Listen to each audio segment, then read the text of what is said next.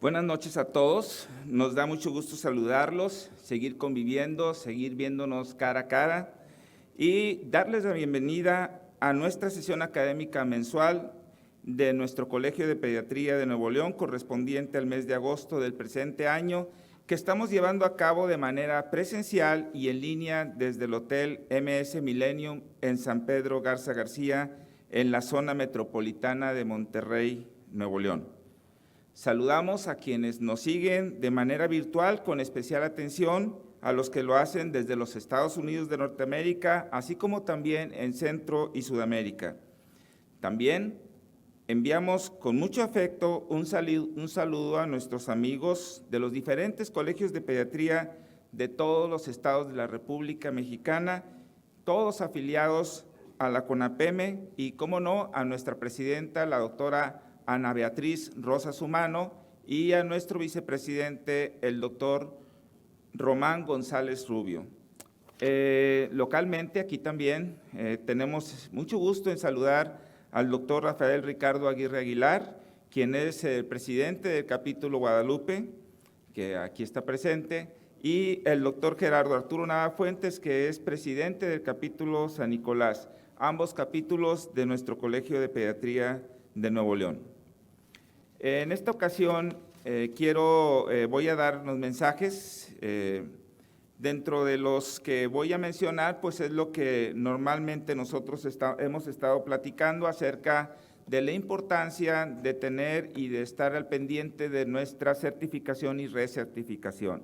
En este caso, pues hacer mención que el estar afiliados a un colegio como nuestro Colegio de Pediatría, pues nos puede dar, tan solo por estar afiliado, 8 puntos, y por cada una de las sesiones, aparte, se agrega un punto que nos puede servir para la recertificación. Entonces, esto considero que es muy importante y considero que lo debemos tomar en cuenta.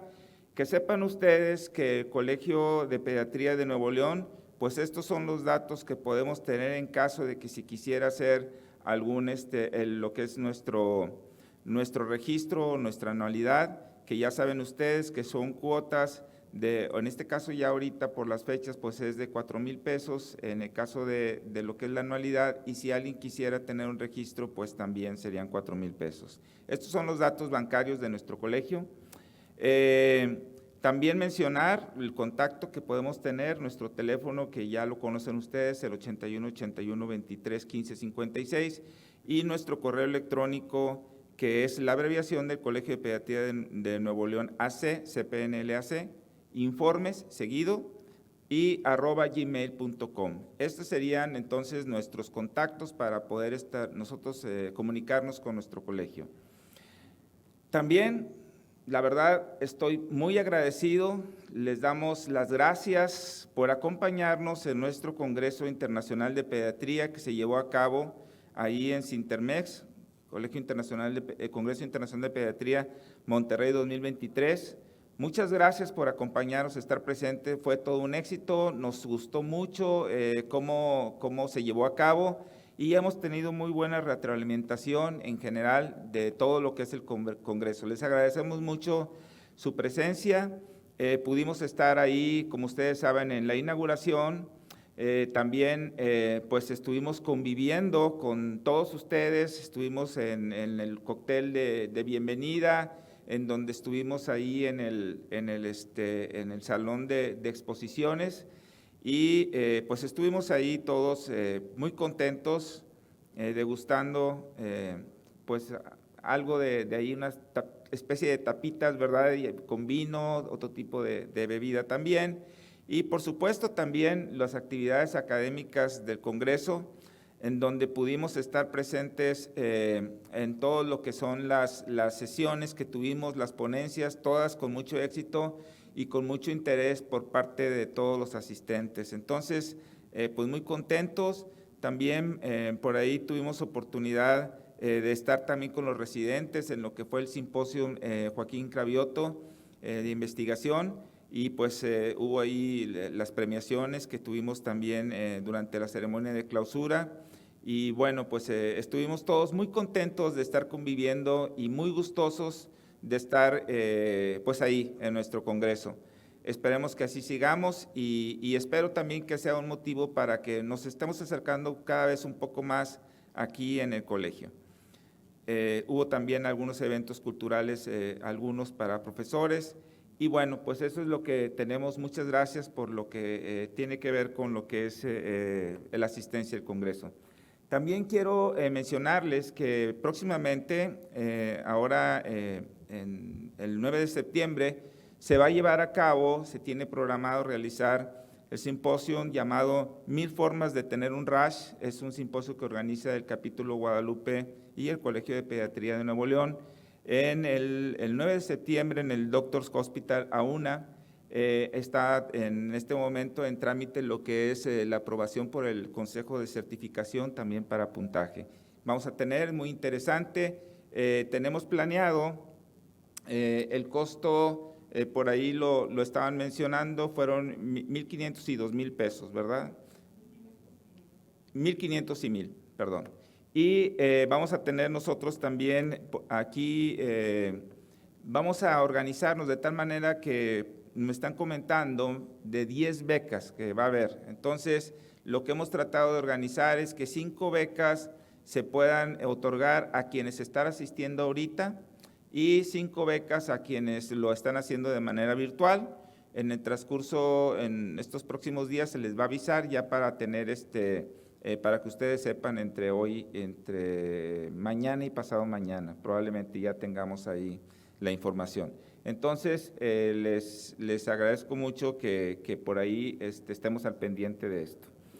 También va a haber un evento que se va a hacer por parte de lo que es el Laboratorio Chinoin, el 31 de agosto a las 20 horas en el Hotel Camino Real. El Hotel Camino Real, luego hay Camino Real ahí en el área Valle Oriente, hay dos, uno que está dentro de lo que es el Fashion Drive, ese no, es el que está, que está enfrente de lo que es el Hotel Quinta Real y es de color ladrillo. Ese es el Hotel Camino Real.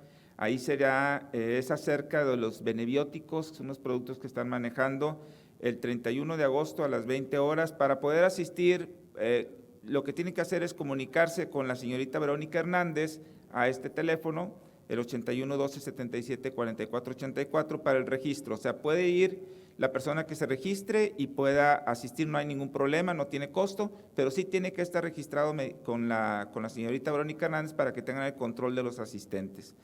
Va a estar muy interesante y ojalá también tuvieran oportunidad de asistir. También normalmente el Hospital Infantil de la Ciudad de México, Federico Gómez, organiza cada año eventos de unas jornadas académicas, en este caso el 70º Congreso de Pediatría, que se va a llevar ahora en la ciudad de Monterrey. Es del Hospital Infantil de la Ciudad de México, pero se va a llevar a cabo aquí en la ciudad de Monterrey. Esto va a ser del 8 al 11 de noviembre. Va a ser también en el Hotel Camino Real igual. Aquí, por aquí también hay una imagen que es el de color ladrillo que les mencionaba. Entonces, para que estemos también al pendiente, todavía falta un poquito, pero para que vayan sabiendo que va a ser de ahí del 8 al 11 de noviembre en el Hotel Camino Real. Van a estar estas jornadas del Hospital Infantil de la Ciudad de México, Federico Gómez.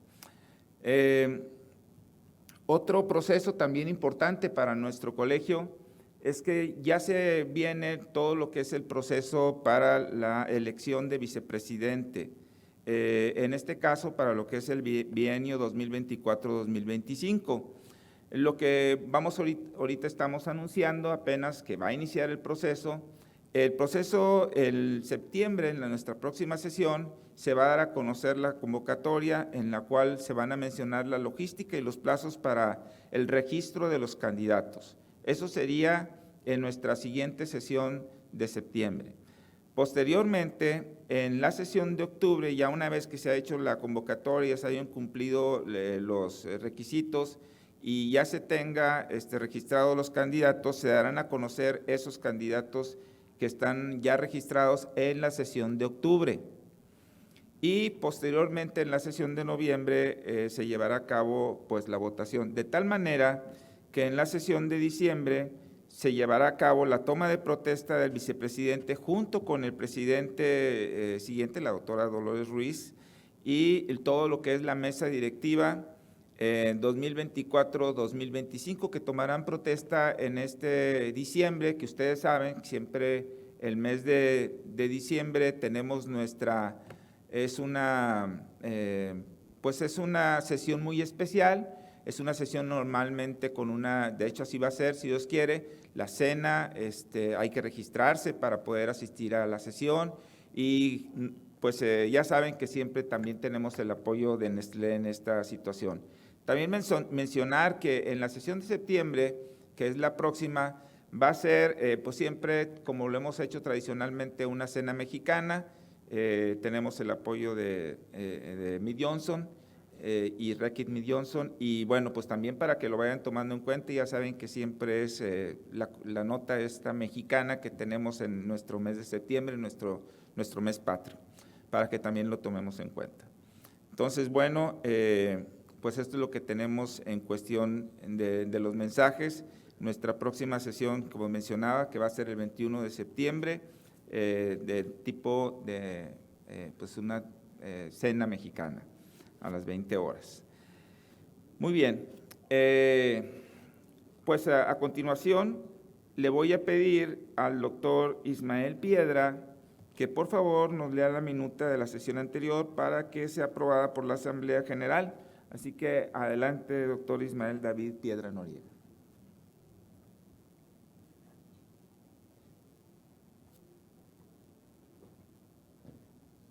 Buenas noches a todas y todos.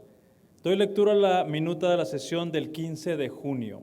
Siendo las 20 horas, se da la bienvenida por el doctor Joaquín Darío Treviño Báez, presidente del Colegio de Pediatría de Nuevo León, y posteriormente se dan los siguientes anuncios: la invitación a la certificación, el teléfono de contacto de las oficinas y correo electrónico. Se hace una invitación para el examen de certificación que se realizó el 5 de agosto. Se dio un informe de las actividades ocurridas en el Texas Children's Hospital en el Congreso Internacional. También se dio un informe del Comité de Mortalidad Neonatal en el Estado de Nuevo León. Se extendió la invitación a los asistentes al Congreso Internacional de Pediatría 2023. También se agradeció a todos aquellos que enviaron sus trabajos de investigación al Simposium Dr. Joaquín Cravioto Muñoz, donde se informó que se recibieron 80 trabajos de investigación.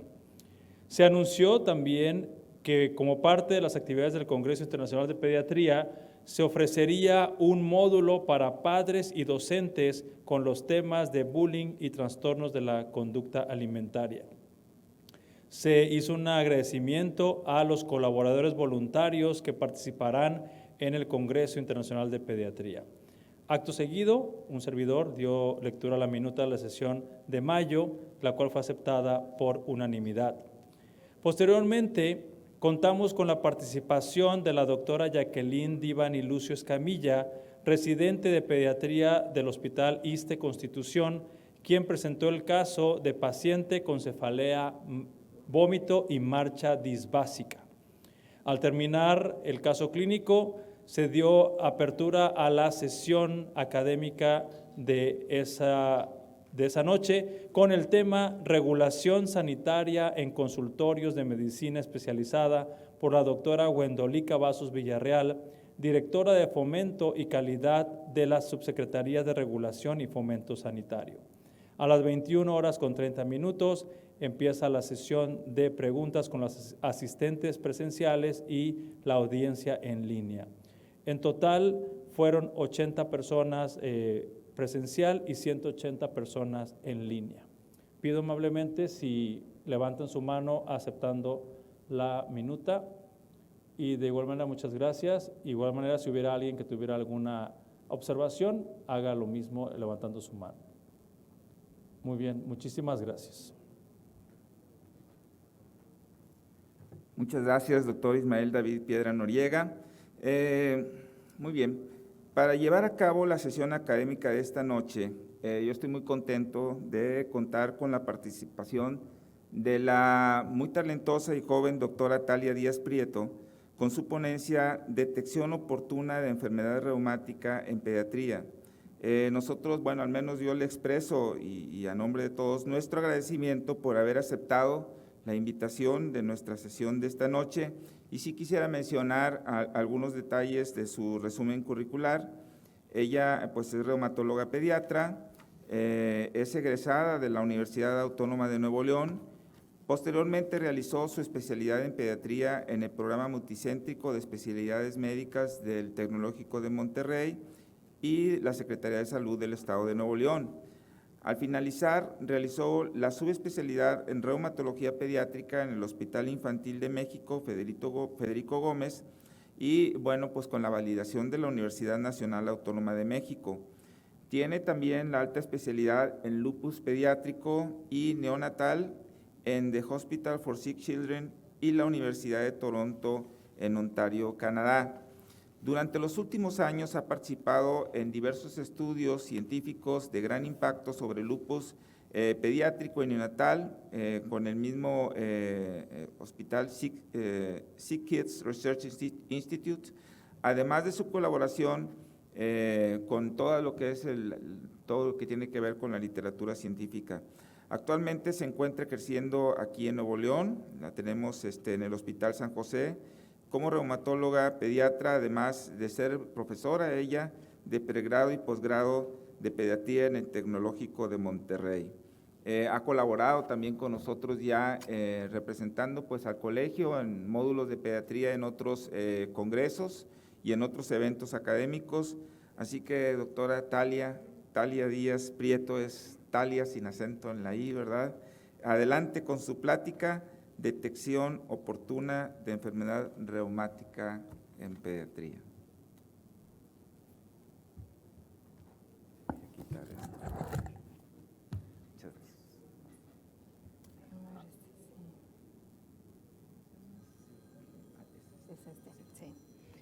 Muchísimas gracias, doctor Joaquín Treviño, por la invitación, y a todos ustedes. Me da mucho gusto estar aquí. El tema, no sé si tuviéramos un micrófono para que me pueda mover. Muchas gracias.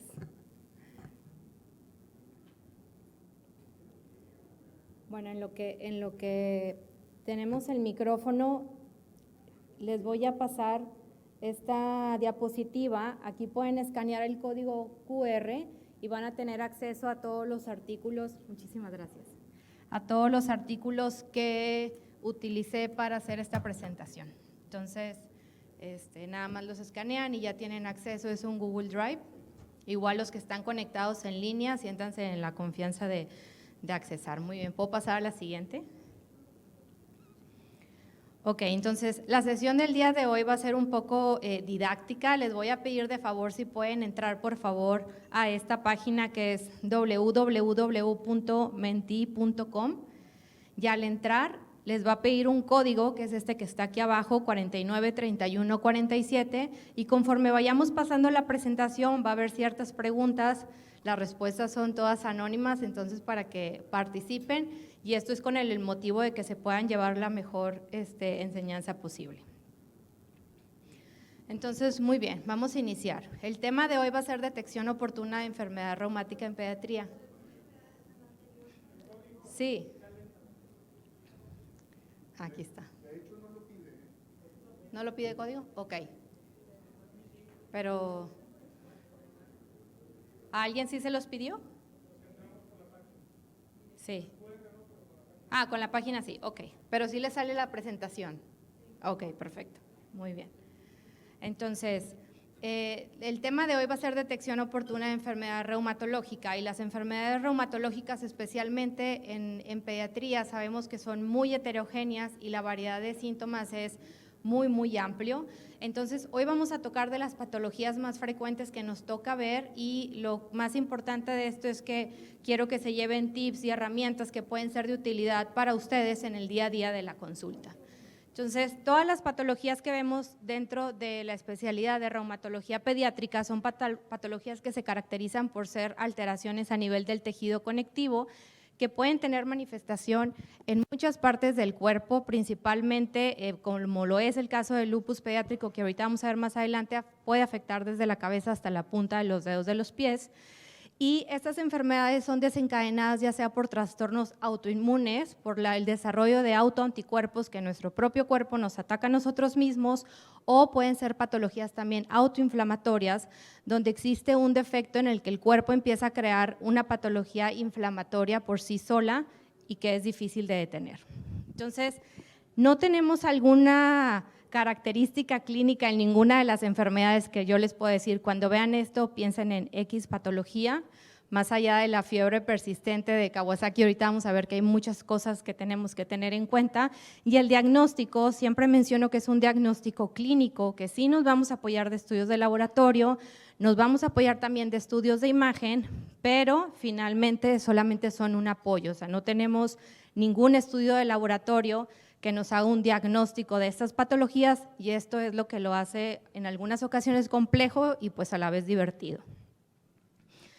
Entonces son enfermedades que son poco frecuentes si las comparamos, por ejemplo, con infecciones, con alergias o algunas otras patologías que vemos frecuentemente en pediatría, pero lo que es bien importante es que son patologías que son potencialmente graves. O sea, son pacientes que si no detectamos y derivamos a tiempo, pueden tener un gran impacto en su calidad de vida y en su pronóstico. Por eso es muy importante recordar que estos diagnósticos, mientras más temprano los refiramos, mejor, porque podemos dar un tratamiento y esto nos permite parar la inflamación, parar la enfermedad y con esto ofrecer un mejor pronóstico y calidad de vida a los pacientes.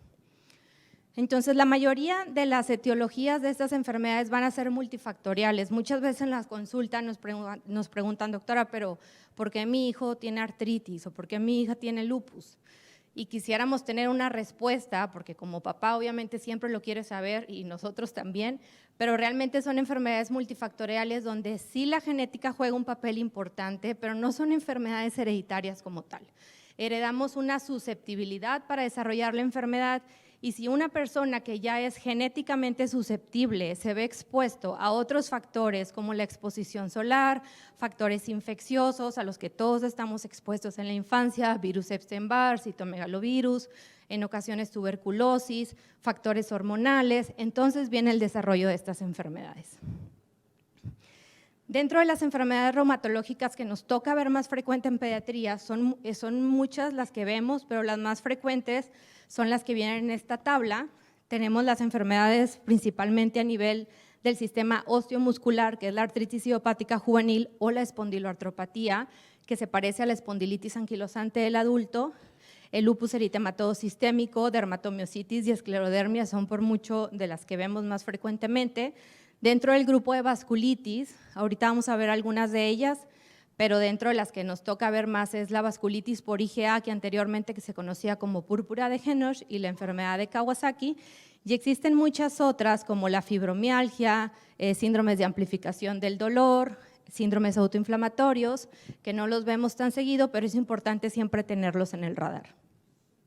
Entonces vamos a empezar con este caso. Todos los casos son de la vida real. Esta es una nena de 5 años de edad que llega a la consulta porque tiene 5 meses de evolución, que los papás notan un aumento de volumen en la muñeca del lado izquierdo. Los papás refieren que la niña no utiliza esa mano para hacer muchas de sus actividades diarias, en ocasiones no la utiliza para comer, ven que esa mano no la usa para jugar, y eso es algo muy importante que nosotros tenemos que preguntar en la consulta cuando llega un paciente por dolor articular. Muchas veces los niños se acostumbran a vivir con el dolor y no nos van a referir que tienen dolor, aunque veamos la muñeca súper inflamada. Entonces, por eso es necesario el interrogatorio dirigido y nosotros preguntar, ¿has notado que utiliza menos esa mano? ¿Cómo está esa mano cuando se levanta? Ves que al principio del día no la usa y conforme va pasando el día la utiliza más, y estas son características que nos orientan a nosotros a un dolor de característica inflamatoria.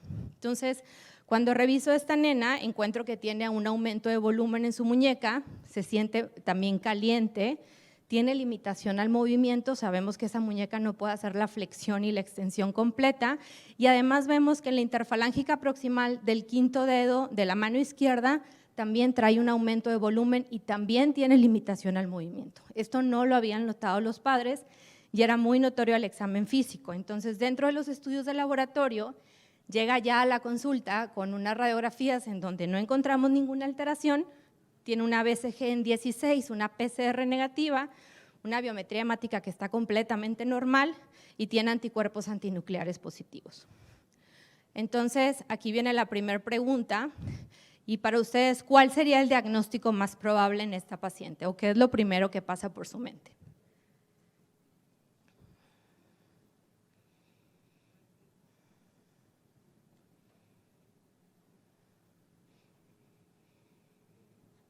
Ok, la mayoría está respondiendo a artritis idiopática juvenil. Veo por ahí que incluso algunos ponen ya algún subtipo como oligoarticular. Por acá arriba alguien, me parece que esa S se refiere a sistémica, no sé. Enfermedad de Still, lupus, siempre puede ser lupus. Ok, entonces vamos a empezar, ahorita les voy a decir el diagnóstico de la paciente. Entonces, ¿cómo vamos a definir artritis? Muchas veces ya en la consulta y nos hacemos la pregunta, bueno, si tiene artritis o no, entonces, ¿qué es artritis? ¿Cómo la definimos? Sabemos que itis viene de la inflamación de la articulación, pero ¿cómo es la definición de esta patología? Entonces, cuando tienen solamente dolor es algo que le llamamos artralgias, y cuando hay inflamación, o sea, hay un aumento de volumen, esto puede ya clasificarse como artritis, o si tiene dos de los siguientes, porque no siempre vamos a ver aumento de volumen, y eso no descarta que la paciente tenga artritis. Entonces, si tiene dos o más de los siguientes como limitación al movimiento, por eso es importante hacer una exploración completa, que ahorita también lo vamos a ver, dolor a la palpación, ustedes tocan la muñeca y le duele, a veces la tocan y no le genera dolor, pero si yo hago rangos de movimiento, flexión y extensión completa, genero dolor porque estoy aplicando estrés en la articulación. Entonces, cuando hay dolor a la palpación o dolor al movimiento o un aumento de la temperatura local. Entonces, si se fijan aquí, no estoy mencionando la característica de eritema en la articulación, y eso es algo muy importante porque cuando ustedes vean una articulación inflamada y roja, piensen siempre en algo infeccioso y oncológico hasta demostrar lo contrario. O sea, es muy raro que veamos en algún paciente con una patología reumatológica y que su articulación esté roja e inflamada, no es algo que nos toca ver, ¿ok? Y bueno, el diagnóstico diferencial es bastante amplio. O sea, pensamos, bueno, a lo mejor hay que descartar que no se haya caído, que no se haya golpeado, si tiene algún otro trastorno de traumatología y ortopedia, tuvo una infección o no recientemente, pensando en alguna artritis reactiva, artritis postinfecciosa. Debemos buscar otras enfermedades inflamatorias, genéticas, neoplasias, o incluso algunas veces no tienen muchos datos de inflamación, pero tiene dolor y pasa por la mente, será psicológico. Y los mismos papás te dicen, doctor, es que no sé si me quiere chantajear, acaba de nacer mi bebé y no sé si realmente mi niño tiene dolor o no. Entonces es algo que también debemos de tener dentro del diagnóstico diferencial, pero dejar este diagnóstico ya cuando descartamos todo lo demás. Entonces, cuando llega el paciente a la consulta con nosotros, por el motivo de consulta que es dolor articular, debemos de hacer el interrogatorio dirigido, que es lo que mencionábamos previamente. Y las preguntas es, primero debemos preguntarle al paciente dónde te duele. O sea, aunque el paciente tenga 2, 3 años, el paciente te puede decir dónde le duele, no todos, pero sí la mayoría. Entonces, preguntarle intencionadamente dónde te duele, dime con un dedo en dónde tienes dolor. Y se van a sorprender de las veces, 1, que ellos te dicen dónde les duele, y 2, muchas veces el dolor es en un sitio diferente de donde el papá o la mamá piensa que lo tiene. Entonces, esa es información muy útil para nosotros. Ahora, ¿qué tanto dolor sientes? Cuando son niños ya más grandes o adolescentes, les puedes decir, en la escala del 0 al 10, 0 es nada de dolor, 10 es el dolor más intenso, ¿qué tanto te duele? Pero cuando son más chiquitos, tenemos otras herramientas, como es la escala que vemos aquí de las caritas, donde tienen cierto color y vemos que hay caritas que están muy felices y luego muy tristes, y esta es una herramienta que podemos utilizar con niños que son más pequeños. Ahora, ¿cuándo empezaron los síntomas? No es lo mismo si tiene 2 meses con dolor articular a si tiene 1 semana. ¿Alguna vez ya había tenido dolor articular? Algunas veces las enfermedades reumatológicas empiezan a cuentagotas. Entonces, tienen síntomas y luego ya no tuvo nada y dijeron, ya se le quitó, pero luego el siguiente mes empieza otra vez con dolor. Entonces, es muy importante para nosotros decir, ¿ya le había pasado esto antes? ¿En el último año alguna vez había tenido dolor articular?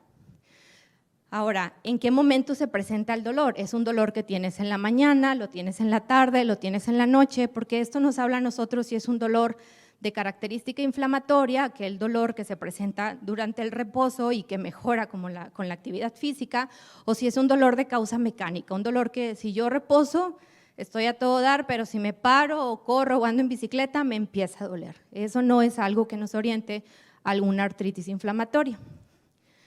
Ahora, en cuanto a la inflamación, hay que preguntar a los papás, ¿ustedes han notado que se inflame alguna articulación? Muchas veces la inflamación es muy sutil y la mayor parte de las veces no se han dado cuenta que sí están inflamadas. Ahora, la rigidez matutina, cuando te levantas te sientes como robot, batallas para moverte, o ustedes notan que se levanta y se para como si nada de la cama. Entonces muchas veces te dicen, no doctora, es que yo pienso que es que está cansado y es muy flojo, entonces no quiere caminar, y ya cuando pasan como 20 minutos, ya lo veo que ya se mete a bañar. Entonces le preguntas al niño y te dice, lo que pasa es que me despierto y no me puedo mover, entonces me tengo que quedar acostado en la cama, y luego ya pasa más tiempo y ya me puedo parar, bañarme y hacer todo lo que tengo que hacer. Entonces hay que preguntar muy intencionadamente. Muchas veces también los papás te dicen, doctor, es que veo que se despierta y cojea, pero cuando la dejo en la escuela y ya se está metiendo, veo que ya camina normal. Entonces no sé si de verdad le duele. Si sí le duele y está inflamado, pero es un dolor inflamatorio, entonces después del reposo, por eso recién levantada claudica, pero ya una vez que pasó más tiempo, que esa articulación está más caliente, por así decirlo, la paciente se puede mover mejor. Y siempre preguntarse si hay otros síntomas acompañantes. Bueno, además del dolor, ¿has notado algo más? ¿Ha tenido fiebres que no puedas explicar por alguna infección? ¿Ha tenido pérdida de peso, pérdida de apetito? Siempre tenemos que tener oncológico ahí en la mente. ¿Has notado que tiene algo de rash, ojo rojo, úlceras orales? Entonces ya empezamos a hacer un interrogatorio dirigido por aparatos y sistemas que nos pueden encaminar hacia un diagnóstico.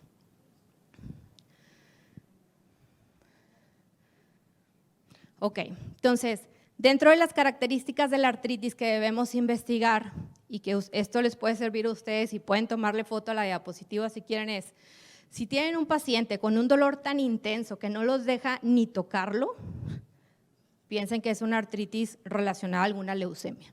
Los niños con artritis idiopática juvenil, los niños con lupus, vasculitis o cualquier enfermedad reumatológica pueden llegar con una rodilla del tamaño de una toronja, pero te van a dejar que los revises y te van a dejar que los muevas. ¿Les duele? Sí, pero te permite revisarlos. Un niño con leucemia o linfoma con una artritis no tolera ni el tacto de la piel. ¿Okay? Entonces, siempre que tengan un niño con un dolor tan intenso que de plano no pueda ni caminar, piensen en una artritis infecciosa o oncológica. Ahora, si tiene eritema local, si ven una articulación roja, también infeccioso o oncológico. Si es una artritis migratoria, que es que estaba inflamada la rodilla, pero luego se le quitó, y luego se le inflamó el codo, y luego se le quitó, y luego se le inflamó la rodilla, hay que descartar fiebre reumática. Cuando es una artritis persistente, que se llama, tiene ya 3, 4 meses que tiene inflamada esa muñeca, le doy ibuprofeno, le doy naproxeno y sí mejora un poquito, la veo que anda bien, pero luego se le vuelve a inflamar. Okay, eso sí es orientativo de una artritis idiopática juvenil. Ahora, ¿responde o no a AINES? Si te dicen, no, ¿sabes qué? Nunca se le quita o mejora algo. Ok, artritis idiopática juvenil. Te dicen, no, mejora súper bien. Le doy esto y se le quitó. Entonces piensen en fiebre reumática o piensen en alguna artritis reactiva. Ahora, el examen físico es súper importante porque hasta el 50% de los pacientes con artritis idiopática juvenil pueden tener autolimitación del cuadro. Entonces, depende mucho de cómo los veamos nosotros en consulta, y a lo mejor si no tiene nada en esa visita que hizo con nosotros, no debemos descartarlo, es necesario revisarlo en otra ocasión, pero lo más probable es que si no tiene nada, no se trate de alguna enfermedad reumatológica. La mayor parte de las veces estas alteraciones persisten. ¿Okay? Entonces la exploración física debe ser muy detallada y muy minuciosa porque estos datos pueden pasar desapercibidos. Entonces, esta es una herramienta que se puede utilizar para una detección temprana de dolor, limitación o alguna alteración en el sistema musculoesquelético y está diseñado para hacerse en 2 minutos. Es bastante rápido, cualquiera de ustedes lo puede realizar. Hay una aplicación que es esta que les puse en la esquina superior izquierda, se llama PEGALS, y vienen todos los pasos que ustedes pueden seguir en el examen físico para detectar si tiene alguna alteración o no. También dentro de la carpeta que les puse al inicio viene este PDF. Entonces lo que hacemos aquí es desde el inicio evaluar la postura del paciente, ver si tiene alguna deformidad, si hay algún aumento de volumen, si tiene alguna lesión en la piel, evaluamos la marcha, claudica, no tiene las suficientes fases de apoyo de la marcha y ahí empezamos a obtener nosotros más datos de lo que puede estar pasando con el paciente. Después vemos, bueno, puede mover las manos, hace todos los movimientos completos. Realmente esta herramienta te permite hacer una exploración física musculoesquelética completa y de una forma muy, muy rápida. Y ya si encuentran algo alterado aquí, bueno, ya van y buscan específicamente en la articulación que vieron alterada. Aquí está la herramienta otra vez, está para Android o está también para iPhone y vienen muchísimos idiomas. Les digo, también viene ya en la carpeta que les pasé. Entonces, la artritis idiopática juvenil sí es de las enfermedades reumatológicas que vemos más frecuentemente en pediatría. Y para nosotros hacer el diagnóstico, una vez más, es un diagnóstico que es clínico, que yo me voy a apoyar de estudios de laboratorio, me voy a apoyar de estudios de imagen, pero no va a haber ningún estudio de laboratorio que me haga el diagnóstico. Entonces, muchas veces los papás quieren ver un papel que diga positivo o negativo para creer que su hijo tiene esa enfermedad. Y bueno, es parte de la labor que hacemos nosotros en la consulta. Entonces, ¿cuándo vamos a pensar en una artritis idiopática juvenil? Cuando se trate de un paciente menor de 16 años que ya tiene una artritis crónica es de 6 semanas o más, que vemos que además el paciente tiene datos de otras enfermedades y ahorita lo vamos a ver, porque dentro del grupo de la artritis idiopática juvenil, que es como una sombrilla, hay diferentes subtipos y cada uno de ellos tiene características especiales que nos ayudan a hacer el diagnóstico.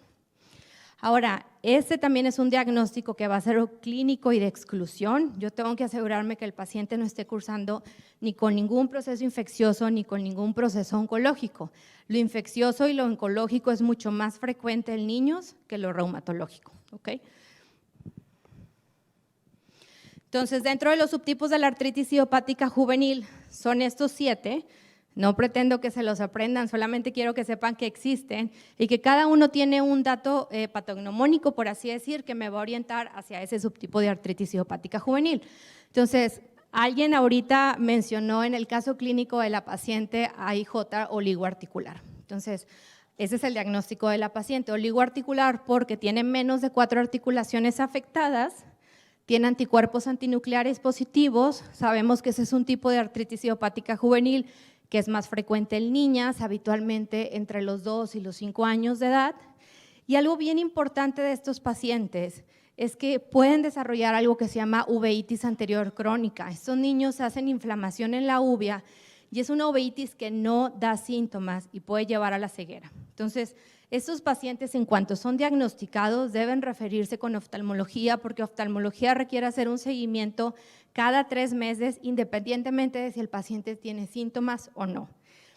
El tratamiento de este tipo de artritis idiopática juvenil puede ser en algunas ocasiones solamente con algún AINE, algunas veces podemos hacer infiltración de la articulación con esteroide, y esto está padre porque los niños no tienen que estar tomando medicamentos todos los días o todos los sábados con el metotrexato y pueden llevar una vida normal, ¿ok? Pero esto no aplica para los otros tipos de artritis porque normalmente tienen más articulaciones afectadas, como lo es la AIJ poliarticular, que aquí tenemos 2 tipos, factor reumatoide positivo y factor reumatoide negativo. Y aquí lo que quiero que recuerden es que la factor reumatoide positivo es la que se parece mucho a la artritis reumatoide del adulto. O sea, artritis idiopática juvenil no es lo mismo artritis reumatoide en niños, son patologías diferentes.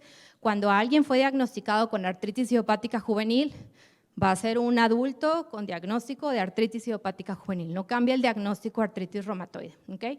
Y estos pacientes tienen una artritis que es muy agresiva, es muy erosiva y muchas veces requiere un tratamiento más agresivo que el resto de los tipos de AIJ. La sistémica se caracteriza por tener fiebre, pueden hacer linfadenopatía, esplenomegalia, hepatomegalia, te pueden hacer alteraciones también en la biometría hemática porque pueden hacer algo que se llama síndrome de activación de macrófagos, donde hacen citopenias, DH elevada, mucha fiebre. Entonces, la clínica realmente es exactamente igual a un paciente con leucemia. Entonces, muchas veces estos pacientes requieren un aspirado de médula ósea antes de yo hacer un diagnóstico de una AIJ sistémica, porque si yo no hago el abordaje completo y correcto, yo le doy esteroide a este paciente, elimino su ventana que tiene de oportunidad para responder adecuadamente y simplemente porque yo le estoy dando ya esteroide inicialmente, ya estoy cambiando el pronóstico al paciente. Por eso es bien importante ser minuciosos y hacer un abordaje completo. La IJ relacionada con entesitis afecta principalmente el esqueleto axial, puede afectar cualquier otra articulación, pero se caracteriza por afectar cuello, todo el tracto de la columna vertebral. Son pacientes que tienen lumbalgia crónica, pacientes que dicen, es que yo batallo para agacharme, no puedo recoger las cosas del piso, a veces no me puedo sentar y parar del baño. O sea, cosas que hacemos en el día a día tienen mucha limitación. Y estos pacientes pueden llegar a tener lo que se le conoce como HLA-B27 positivo. No necesitamos un HLA-B27 positivo para hacer el diagnóstico, ni tampoco alguien que esté asintomático. Si tiene HLA-B27 positivo, ¿significa que va a tener esta enfermedad? No, ¿ok? Es bien importante siempre tener los laboratorios en conjunto de la clínica y tener un HLA-B27 negativo no me descarta tampoco la patología, ¿ok? Entonces, si está positivo, me habla simplemente que va a ser una artritis más agresiva y a lo mejor más difícil de tratar.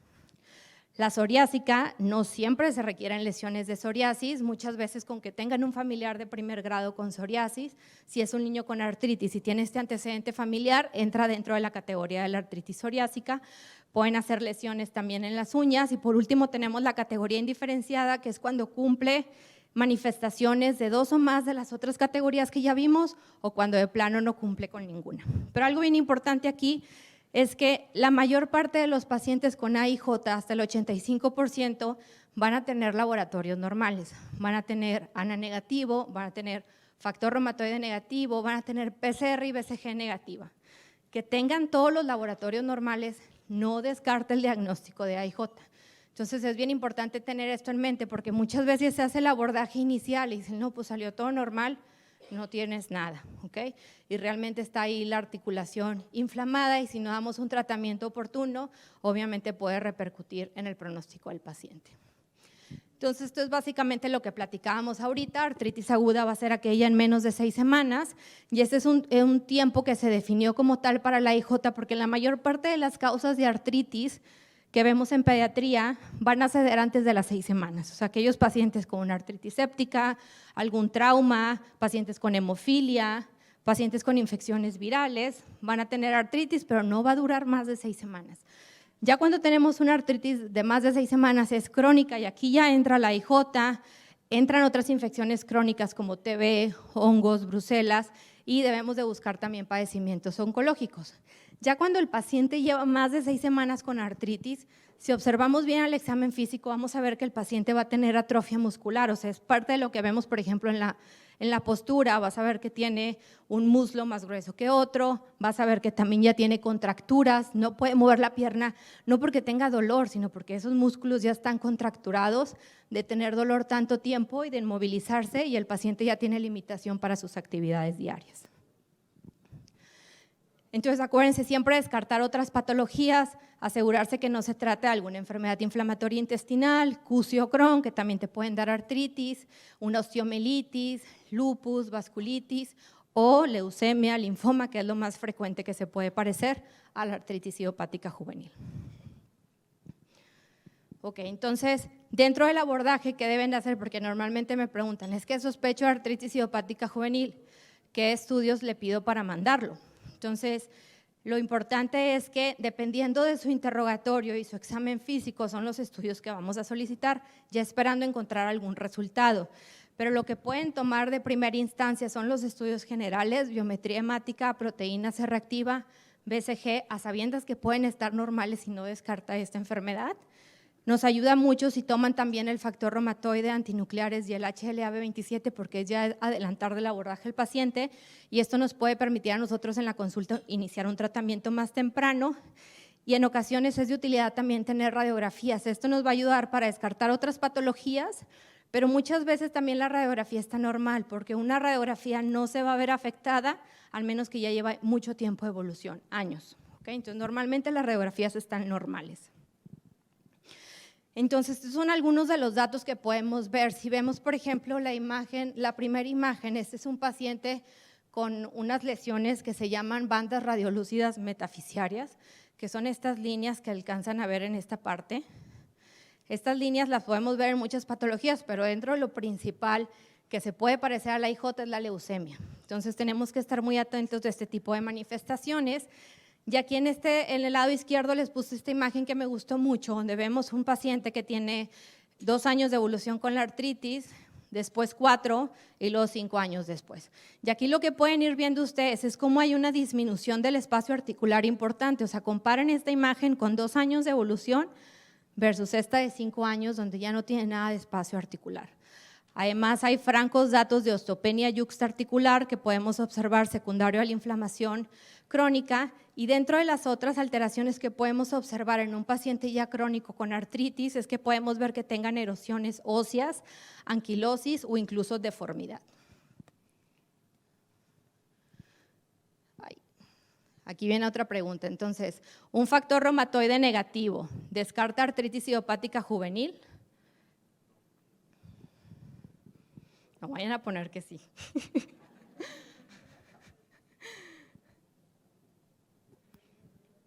Ok, muy bien, no lo descarta.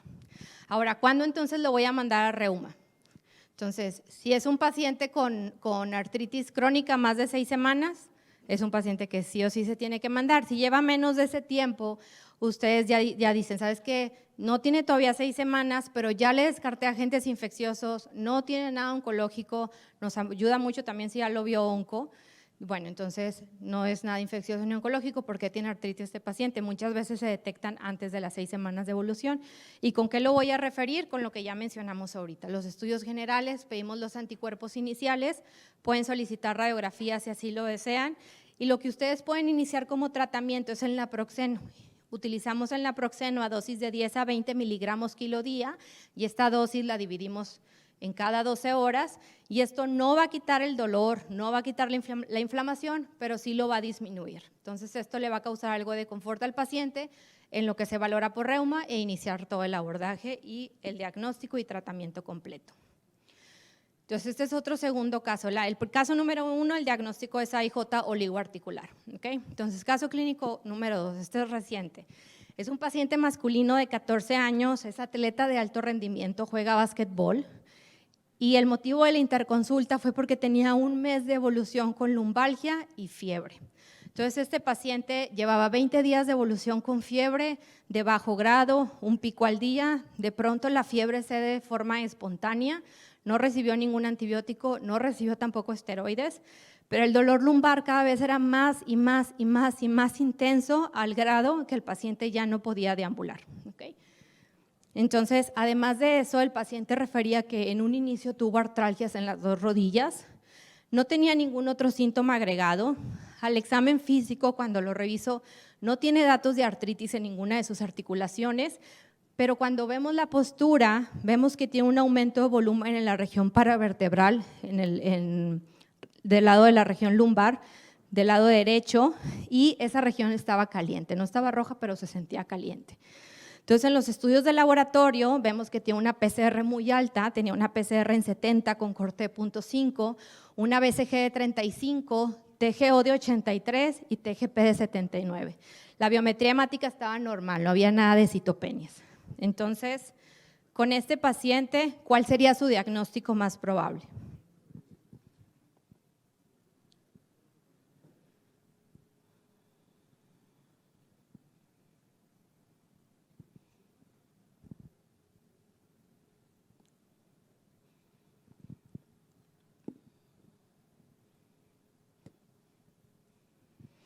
¿Cuánto tiempo dijimos que debe de tener artritis para considerarlo una IJ? 6 semanas. Y el paciente llevaba 4. O sea, sí es algo que tenemos que tener en el radar, pero todavía no tenía el tiempo para definirlo como una artritis crónica. Muy bien, veo que ponen mucho discitis por TV, muy bien, espondilitis, sacroileitis también puede ser y cualquier otro tipo de artritis, ¿no? Y más que nada, esa fue la razón por la que solicitaron la valoración con reuma. Entonces, ahorita les platico el diagnóstico. Entonces, las espondiloartropatías es otro tipo de artritis juvenil que vemos frecuentemente y este tipo de artritis lo vemos más frecuente en varones. Puede ser después de los 6 años de edad, muchas veces es más en la adolescencia. Pueden o no tener el HLA-B27 positivo y es un tipo de artritis que se parece mucho a la AIJ relacionada con entesitis, que es la que mencionábamos previamente.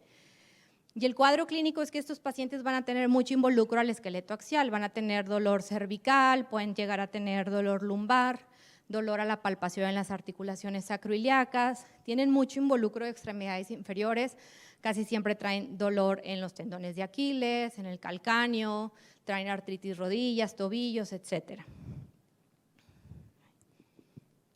Entonces, esta es una imagen característica y esto es algo que ustedes pueden ver al evaluar la postura, que es parte del PIGALS que veamos ahorita. ¿Y qué es lo que observan aquí? Vemos donde hay un franco aumento de volumen, ¿no? En el tobillo del lado derecho, pero no solamente el tobillo, sino que vemos que también ese tarso está bastante inflamado. Eso es algo que nosotros le llamamos pie de tamal, ¿ok? Y es algo muy característico de las espondiloartropatías. Y además de eso, van a tener puntos que son puntos de entesitis. Los sitios de entesis es donde el tendón o ligamento se inserta al hueso. Y todos estos puntos rojos que ven acá son puntos de entesitis que nosotros debemos de revisar también en el examen físico y que cuando tenemos estos puntos es muy característico de una IJ relacionada a entesitis o de alguna espondiloartropatía. Entonces, para nosotros hacer este diagnóstico, si un paciente tiene artritis o entesitis, ya entra como AIJ relacionada con entesitis, pero hay otras cosas que buscamos. Y yo lo que quiero aquí es que ustedes vean qué otras cosas debemos tomar en cuenta para el diagnóstico y que debemos también de interrogar. Entonces, si el paciente presenta dolor o no en articulaciones sacroiliacas, si tiene o no HLA-B27 positivo, si es del sexo masculino y empezó con la artritis después de los 6 años, esto nos orienta a este tipo de patología. Y si tiene algún familiar con alguna patología dentro de este rubro, o sea, aquí tenemos algún otro paciente con un familiar, con espondilitis anquilosante, alguien con enfermedad inflamatoria intestinal, alguien que haya tenido una artritis reactiva, alguien que haya tenido una uveitis anterior aguda. Este tipo de uveitis sí da muchos síntomas, tienen el ojo rojo y tienen mucho dolor, pueden llegar incluso a tener disminución de la agudeza visual. Entonces, el diagnóstico diferencial de estos pacientes vuelve a ser amplio, pero fíjense cómo entra otra vez lo infeccioso y lo oncológico. Entonces, aquí tenemos que asegurarnos que no se trate de una osteomielitis, una espondilodicitis, artritis séptica, tipos de tumores como osteosarcoma, sarcoma de Ewing y causas mecánicas que pueden causar síntomas muy similares a este tipo de artritis inflamatoria. Entonces, antes de pasar al caso clínico número 3, el paciente que les presenté ahorita tuvo un diagnóstico de una espondilodicitis. Es un paciente que tenía un soplo cardíaco, se diagnosticó una endocarditis bacteriana, tenía un hemocultivo positivo para Staph aureus y probablemente ese fue el foco para que iniciara su proceso infeccioso en columna vertebral. ¿Okay?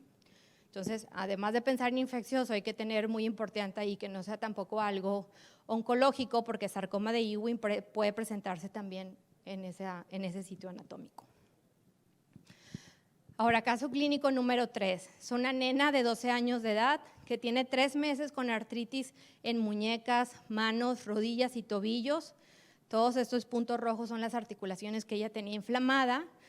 Tenía además linfadenopatía cervical, hacía fiebre de bajo grado, 38, 38,3. Cuando le pregunto a la mamá cómo es la fiebre, es una fiebre que está todos los días.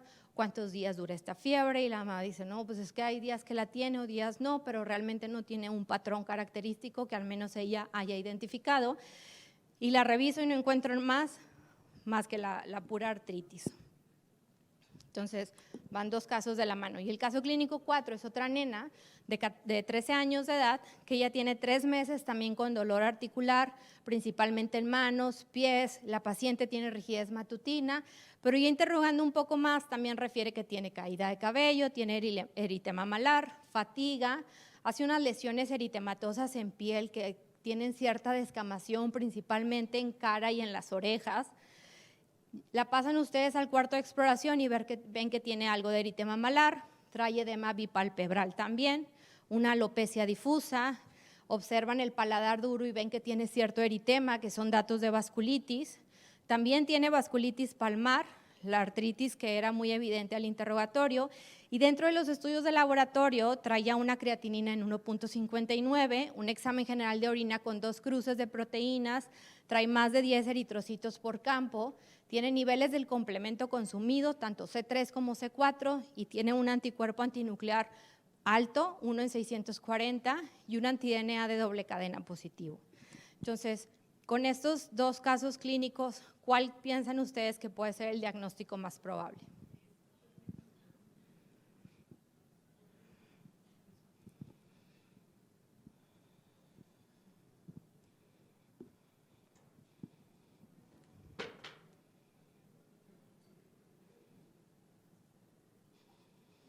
Muy bien, todos estos diagnósticos se descartaron.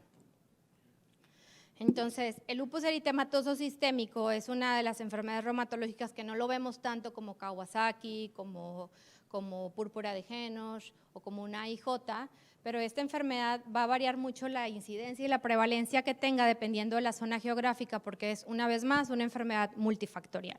Entonces, esta enfermedad tiene una incidencia alrededor de 0.3 a 0.9 casos por cada 100,000 niños, con una prevalencia de 3 a casi 9 por cada 100,000 niños. Y la edad, que lo podemos ver con mayor frecuencia, es alrededor de los 13 años de edad, pero lo podemos ver incluso en pacientes más chiquitos. Ya hay algunas veces que tenemos pacientes menores de 5 años de edad con datos sugerentes de lupus, y muchas veces no se piensa en este diagnóstico porque pensamos más en una mujer adolescente, pero siempre que tengamos algún paciente con datos de lupus menor de 5 años hay que considerar un diagnóstico que se llama lupus monogénico, donde aquí sí hay una alteración genética propiamente que ocasiona estos síntomas. Ya hay varias patologías que entran aquí, como las interferonopatías, el síndrome de Aicardi-Gouttières, las deficiencias del complemento o incluso el síndrome linfoproliferativo autoinmune, que se parece mucho a lupus. Y dentro de las alteraciones que podemos encontrar en los estudios de laboratorio, pueden ser muy variadas. Esta es una enfermedad por excelencia que es muy heterogénea y nos puede hacer cualquier manifestación. Entonces podemos ver en la biometría hemática cualquier tipo de citopenia, pueden hacer anemia hemolítica, pueden hacer anemia por deficiencia de hierro, anemia crónica, son pacientes que te pueden hacer también una leucopenia, linfopenia, trombocitopenia. Habitualmente pueden llegar a tener niveles de complemento consumido, pero pueden estar normales y no descarta tampoco la enfermedad. Hacen una IgG elevada por la presencia del desarrollo de los autoanticuerpos, hacen afección renal. La BCG tiende a estar aumentada y la PCR no. No sabemos por qué suceda esto, pero cuando tengamos pacientes con lupus con una PCR positiva, hay que pensar que este paciente probablemente esté infectado, ¿ok? Manifestaciones de lupus que hacen PCR elevada, puede ser alguna serositis, algún derrame pericárdico, pero habitualmente la PCR está normal, pero sí la BCG alta, y eso a mí me habla de que la enfermedad está activa. Y los anticuerpos que ya conocen, que lo ideal es solamente pedir anticuerpos antinucleares, y si entonces están positivos, ya pedimos el resto de los estudios, pero no pedir todo de primera instancia porque son estudios muy costosos y que probablemente no vayan a ser necesarios. Entonces, en este tipo de patología me gusta mucho poner fotografías porque es lo que ustedes, es más fácil que se lo lleven y luego ya si les llega a alguien en la consulta lo puedan recordar fácilmente. Y dentro de las manifestaciones que tenemos en el lupus eritematoso sistémico, ahorita las vamos a ver todas, pero principalmente la afección en la piel es de lo que más vemos, ¿no? Y lo clásico es el eritema malar, que es el que está acá abajo. Son pacientes que presentan eritema en la región de las mejillas, pero clásicamente se describe que afecta mejillas, el puente nasal, la mejilla contralateral, pero algo muy importante es que respeta los surcos nasogenianos. Este tipo de eritema lo podemos ver también en la frente, lo podemos ver en el mentón, lo podemos ver en área de escote o atrás en la espalda, y alrededor del 30% de estos eritemas van a ser fotosensibles, no todos, ¿ok? Muchas veces esperamos que les dé el sol y que se prenda este eritema, pero muchas veces no tiene relación con la exposición solar. Y hay otros tipos de lupus cutáneo, como lo es el lupus anular, que es el que vemos característicamente en el lupus neonatal, que son lesiones redondeadas, que tienen un borde activo en la periferia, muchas veces se confunde con tiña. Las lesiones de lupus profundos, que habitualmente una vez que ya cede la lesión, deja una imagen similar a celulitis o piel de naranja. y el lupus discoide, que lo característico de este tipo de lupus es que deja una cicatriz, ¿ok? Y habitualmente son lesiones también redondeadas, eritematosas, tienen como una escama y lo podemos ver en cualquier parte del cuerpo, pero sitios muy particulares que le gusta al lupus discoide es la nariz y en las orejas. Entonces, siempre ir a buscar intencionadamente que no haya lesiones en ese sitio. Podemos tener también eritema en paladar, como el que presentaba la paciente. Podemos ver también úlceras, que estas úlceras habitualmente no duelen, a diferencia de las úlceras por algún proceso infeccioso. Estas úlceras también son secundarias a un proceso de vasculitis. La alopecia, que puede ser difusa. Muchas veces cuando les preguntamos a los pacientes, les digo, oye, ¿tienes caída de cabello? Y todos te van a decir sí. Entonces, bueno, ¿y tú cómo te das cuenta que se te cae el cabello? Entonces, datos que son para nosotros importantes es que nos dicen, bueno, es que me levanto y está la almohada llena de cabello. O a veces se me cae tanto cabello que necesito destapar la regadera una vez a la semana. Entonces dices, bueno, todo se puede caer el cabello, pero no llega a ese grado, ¿no? O también preguntar específicamente si hay zonas alopécicas en la cabeza, que eso también nos puede orientar a esta patología.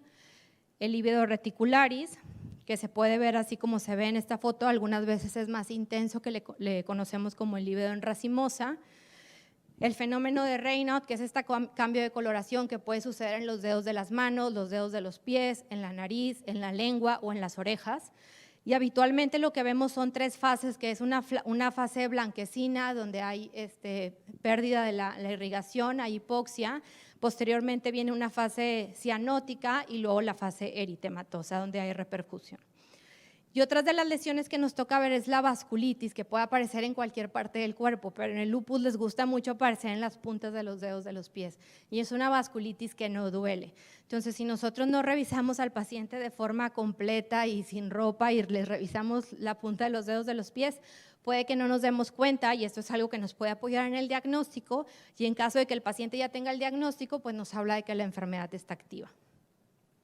Entonces, el lupus eritematoso sistémico va a tener una afección multiorgánica, es el prototipo de la enfermedad autoinmune y puede afectar cualquier parte del cuerpo. Esas son las manifestaciones cutáneas que son las más frecuentes en pediatría, pero otras manifestaciones que vemos mucho son las hematológicas que ya vimos y las otras son las neuropsiquiátricas. Entonces, dentro de neuropsiquiátrico, lo más grave es que tengan algún evento de crisis convulsiva, psicosis, que es peligrosa porque los puede llevar al intento de actos suicidas, pero hay muchas otras manifestaciones dentro del lupus neuropsiquiátrico que si no las investigamos y no las interrogamos pueden pasar desapercibidas. Entonces, una de ellas es el deterioro cognitivo. O sea, habitualmente los niños dicen, doctora, es que estoy platicando con mis amigos en la escuela y de pronto no entiendo nada de lo que me están diciendo y les tengo que pedir que me expliquen otra vez. O es que yo era una paciente que tenía calificaciones siempre en primer lugar, estaba en el cuadro de honor y ahorita no estoy pasando las materias. O tenía una paciente que me dice, es que estoy escribiendo en el teclado y todas las letras, todas las palabras las escribo de atrás para adelante. Y luego guardo la secadora en el microondas y la leche la guardo en el baño. O sea, realmente su función cerebral está muy deteriorada. Y esto es parte de las manifestaciones de lupus. Puede haber también trastornos de depresión, trastornos del estado de ánimo, cefalea y muchas otras manifestaciones. Pero estas que les menciono son las más frecuentes. Y también podemos tener afección renal, que hasta en el 80% de los pacientes lo podemos encontrar. Hay literatura que incluso menciona que hasta en el 100%. Puede haber afección gastrointestinal, puede haber trombosis, perforación intestinal, dolor abdominal, puede haber algo de líquido libre y puede haber también afección a nivel cardiopulmonar, pero no es lo más frecuente. Y para hacer el diagnóstico, una vez más, no hay un estudio de laboratorio, hay una serie de criterios de clasificación que tampoco quiero que se los aprendan, pero que sepan que si quieren sospechar de algún paciente y quieren ver si entra o no dentro de esta clasificación, tenemos los criterios más actuales que son del 2019 del EULAR y el Colegio Americano de Reumatología, y entonces lo que hicieron para estos criterios es que todos los pacientes para ser clasificados como lupus requieren tener anticuerpos antinucleares positivos. Eso era algo que no se necesitaba antes, ¿ok? Pero en los nuevos sí. Y lo que hicieron fue dividir todas las manifestaciones en subgrupos. Por eso ven aquí que vienen manifestaciones constitucionales, donde solamente viene la fiebre, pero dentro de manifestaciones cutáneas viene la alopecia, vienen las úlceras orales, vienen los distintos tipos de lupus cutáneo. Por ejemplo, acá en manifestaciones neuropsiquiátricas viene delirio, psicosis, convulsiones, etc. Entonces, si ustedes tienen un paciente que tiene varias manifestaciones del mismo grupo, nada más deben contar la que tiene el puntaje más alto. Por ejemplo, si tienen un paciente que trae derrame pericárdico, pero también trae pericarditis aguda, solamente van a contar pericarditis aguda. O si tienen un paciente que tiene leucopenia, trombocitopenia y una anemia hemolítica autoinmune, nada más cuentan el de mayor puntaje. O sea, aquí en este caso trombocitopenia o anemia hemolítica. ¿Okay? Y vamos a clasificar a los pacientes con diagnóstico de lupus eritematoso sistémico si tienen 10 o más puntos. ¿Okay? Entonces, eso, si tienen alguna sospecha, pueden entrar a Google, les ponen criterios lupus 2019 y les va a salir esta tabla. Y dentro del diagnóstico diferencial de lupus, siempre infeccioso y oncológico. Entonces, de las infecciones que se pueden parecer mucho a lupus es la tuberculosis. Tuberculosis es la mimetizadora por excelencia del lupus eritematoso sistémico, pero hay otras infecciones como el parvovirus B19 que te puede dar anemia, te puede dar cualquier tipo de citopenia, te puede dar exantema, brucela, neoplasias como leucemia. Por eso ahorita en el caso clínico muchos pusieron leucemia y sí es algo que tenemos que tener en mente. Neuroblastoma, histiocytosis de células de Langerhans. Y muchas otras enfermedades autoinmunes se pueden parecer también a lupus, como la enfermedad mixta del tejido conectivo o a lo mejor una dermatomiositis. Entonces ya ahí ya entra reumatología para hacer una clasificación más exacta de lo que está sucediendo con la paciente, pero siempre asegurarnos que no se trate de un proceso infeccioso u oncológico. Ahora, ¿qué porcentaje saben ustedes que niños sanos pueden tener anticuerpos antinucleares positivos? Porque muchas veces es un motivo de consulta frecuente tener anticuerpos antinucleares positivos. Pero ¿qué porcentaje los puede tener? Menos del 5%, del 18 al 20%, nadie debe de tener anticuerpos antinucleares positivos.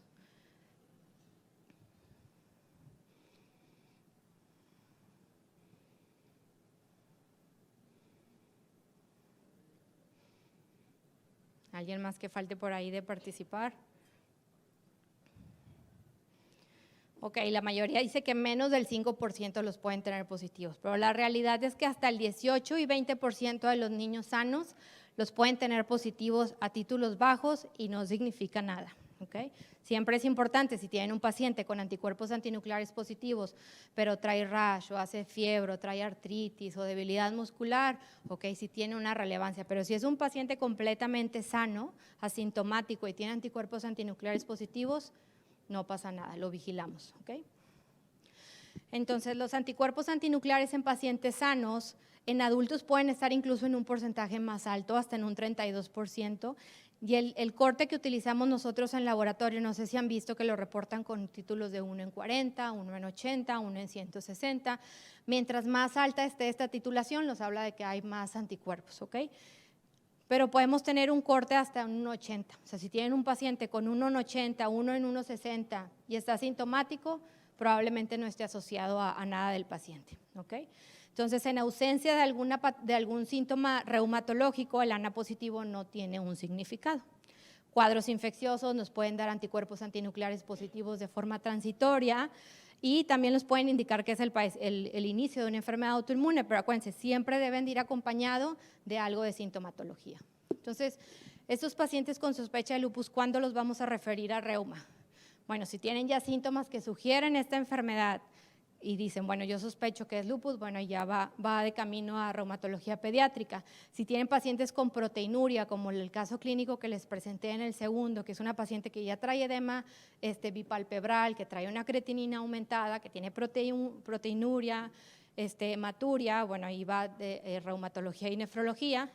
Y lo pueden referir con los exámenes generales. Es bien importante que incluyan el examen general de orina porque la afección renal en lupus puede no dar síntomas y la única manera de yo detectarla es si tiene proteinuria, si tiene cilindros o si tiene eritrocituria. Entonces es bien importante el examen general de orina, el PPD, porque acuérdense que tuberculosis es la mimetizadora por excelencia de lupus, y los anticuerpos antinucleares, pero es bien importante que los pidan por inmunofluorescencia EP2, que ese es el método que es más sensible y más específico para realizarse. Muchas veces se utilizan otros métodos que no son confiables y luego el resultado no va a ser de utilidad y tenemos que pedirle al paciente que lo repita y bueno, es otro gasto que les generamos, ¿no? Hay que cuidar los recursos.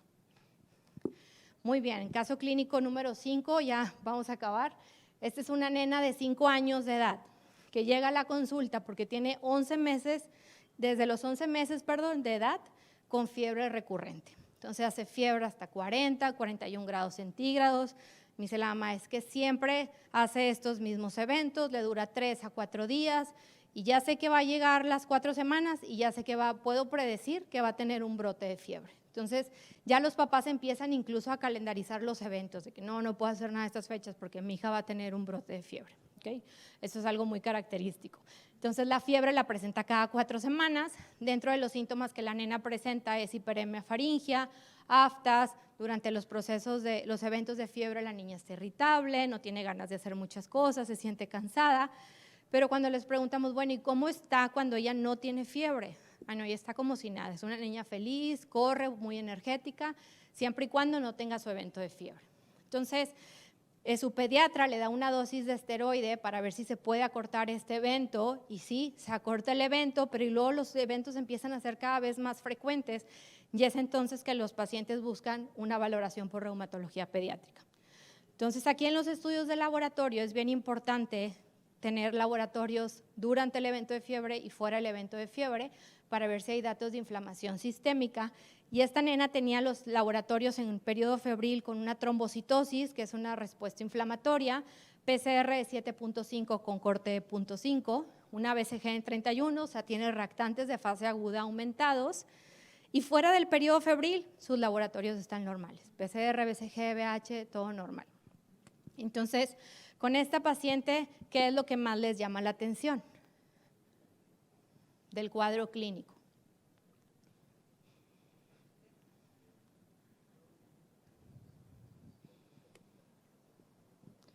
Esta es una pregunta abierta, entonces ustedes pueden opinar. Me llamó la atención esto y le dan clic y ya se proyecta su respuesta. Ok, muy bien, veo que ya muchos pensaron en FAPA. El comportamiento cíclico de la fiebre, eso es algo muy importante porque incluso a veces hay síndromes autoinflamatorios que te hacen fiebre recurrente, pero no es una fiebre periódica. Entonces eso es algo muy característico que tiene datos de inflamación como la trombocitosis, la respuesta al esteroide, muy bien, las aftas, ok. Entonces, en estos pacientes con sospecha de algún síndrome autoinflamatorio, el interrogatorio dirigido es bien importante.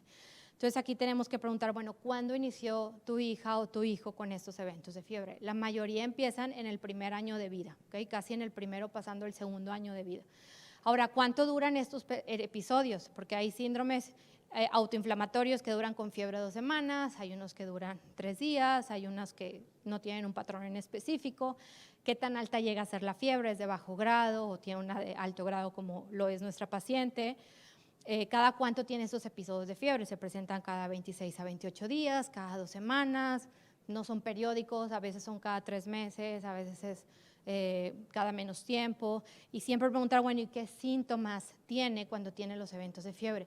Ahí es bien importante para nosotros que cada vez que tenga fiebre y se revisa por pediatría, se le comente a la mamá qué síntomas tienen, porque luego ya cuando van a reo me dicen, es que siempre que la revisan, me dicen que trae placas de pus, me dicen que trae la garganta roja, o siempre trae úlceras, pero luego se le quita los 2 días sin antibiótico y sin medicamento.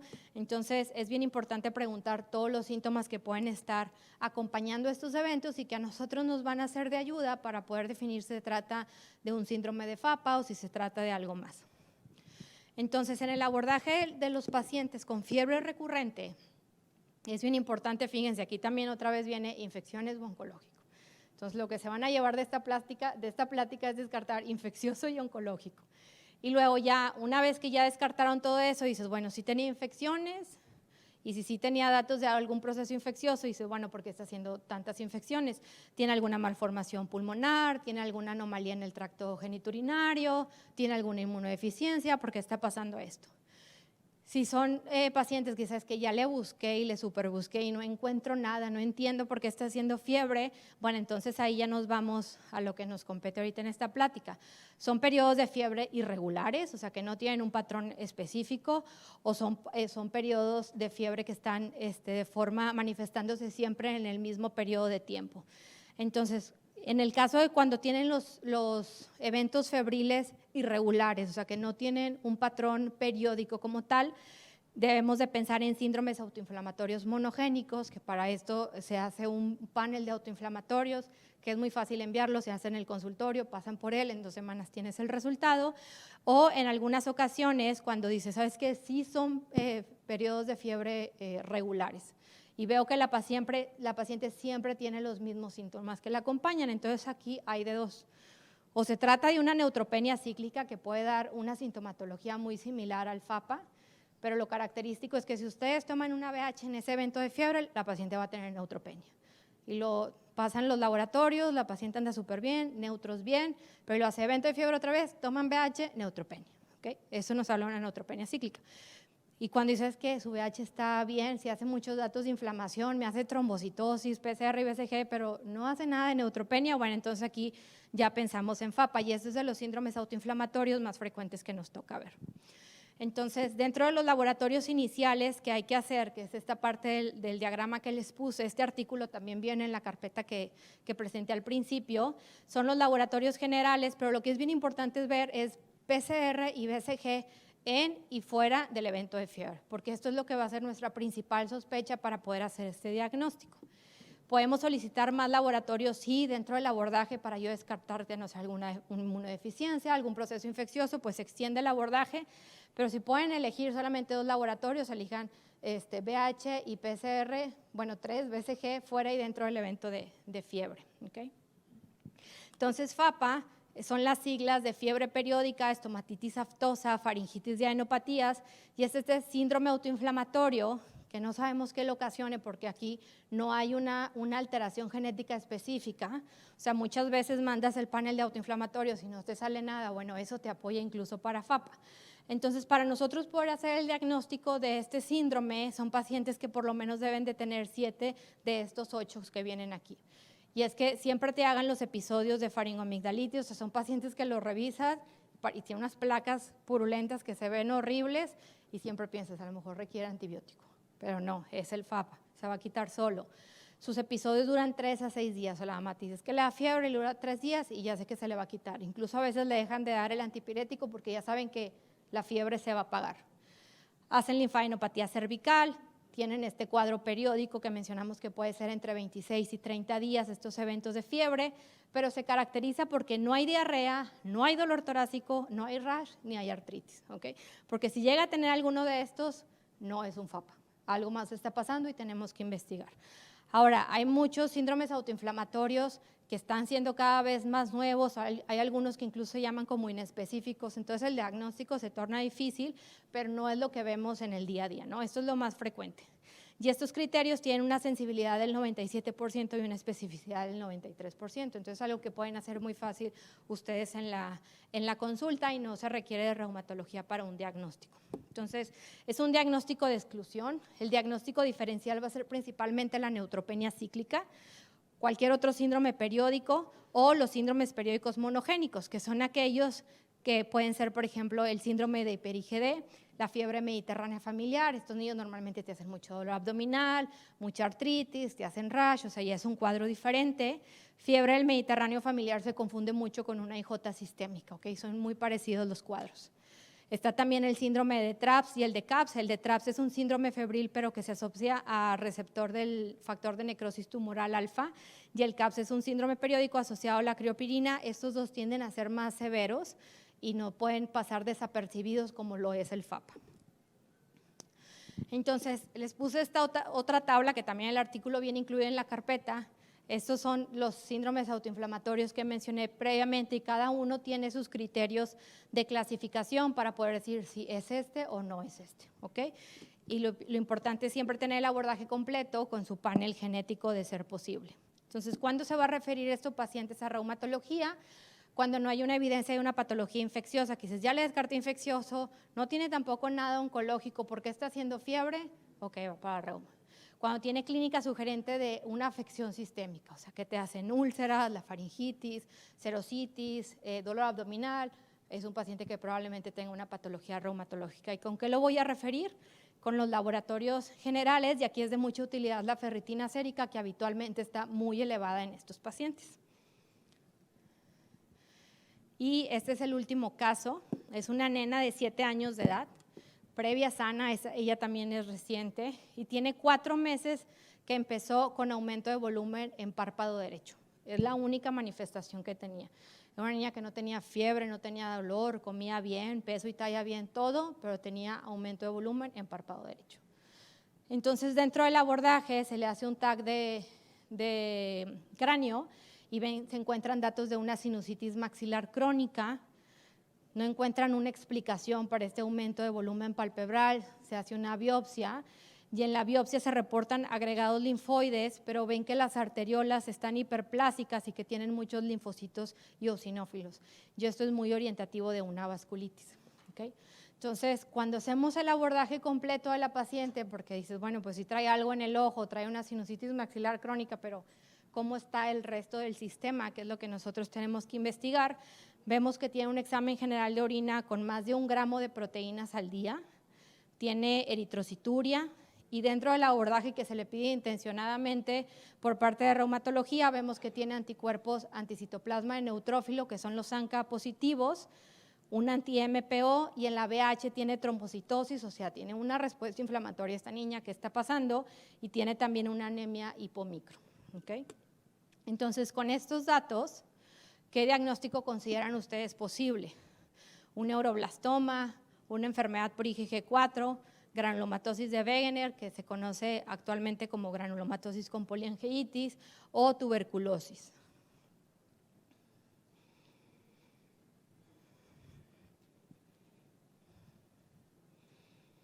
Ok, muy bien. Entonces, la mayoría está poniendo granulomatosis de Wegener. Enfermedad por IgG4 también es un súper principal diagnóstico diferencial, pero la biopsia no apoyaba para este diagnóstico.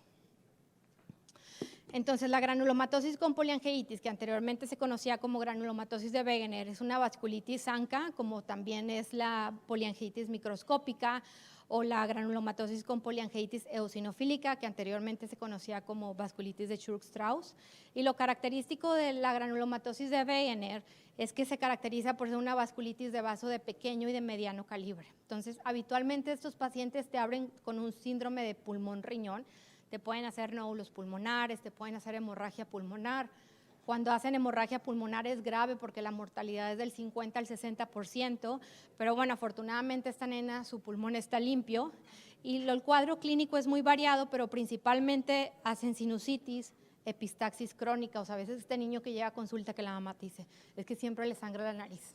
Entonces, si tiene algún dato de alarma de epistaxis, pues hay que considerar este diagnóstico. Y luego investigamos más y sabes que si tiene nódulos pulmonares, si trae afección renal, bueno, entonces muy sugestivo de una granulomatosis de Wegener.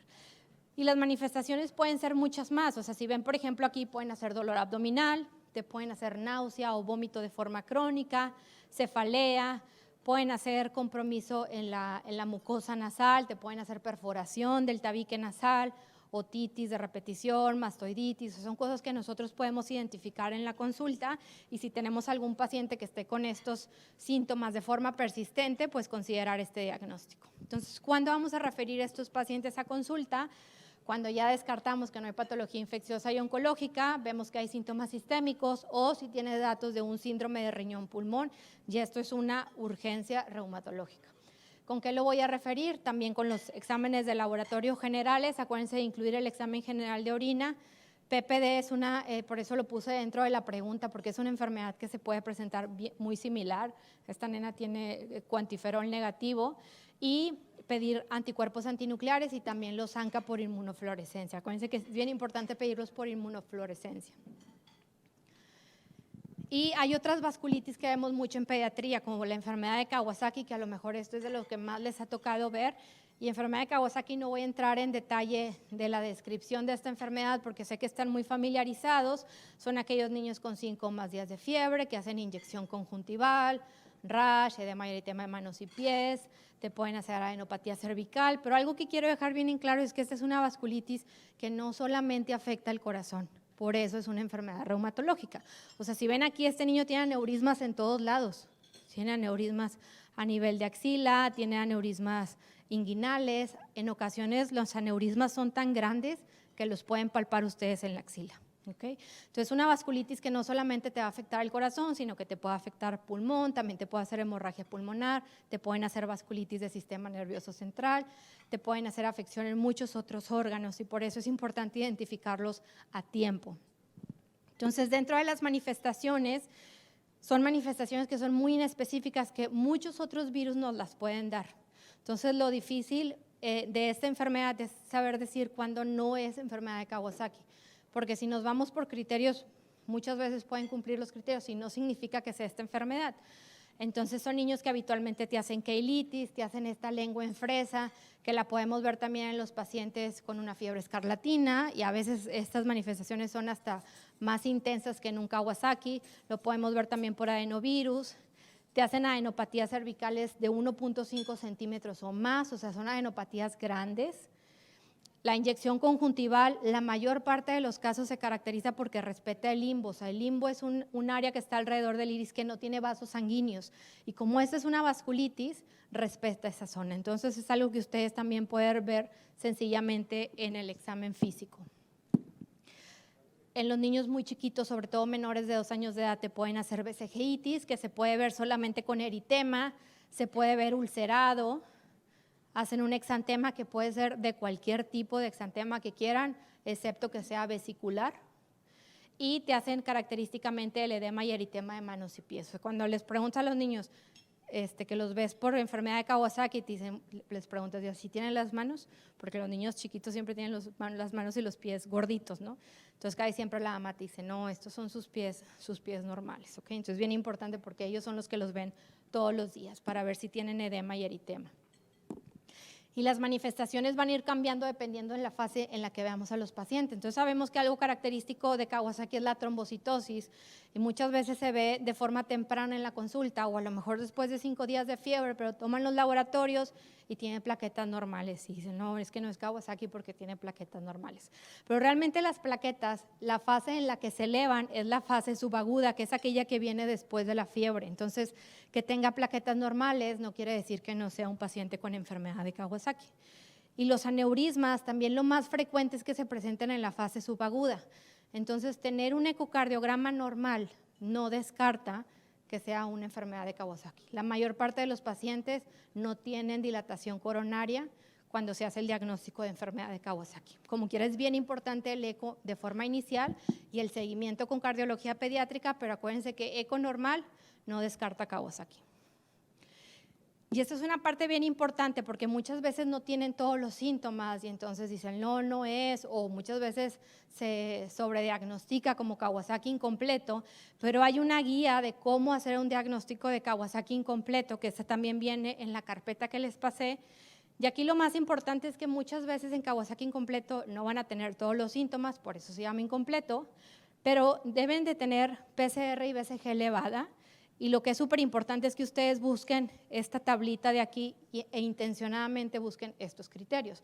O sea, si es un niño que lleva 5 o 7 días de fiebre, pero nada más mesorrash, o trae algo de inyección conjuntival, pero tiene mucha fiebre, es una fiebre de alto grado que no responde a antipirético, que es una fiebre característica de Kawasaki, y dices, bueno, no tiene datos clínicos, pero entonces voy a buscar los datos de laboratorio.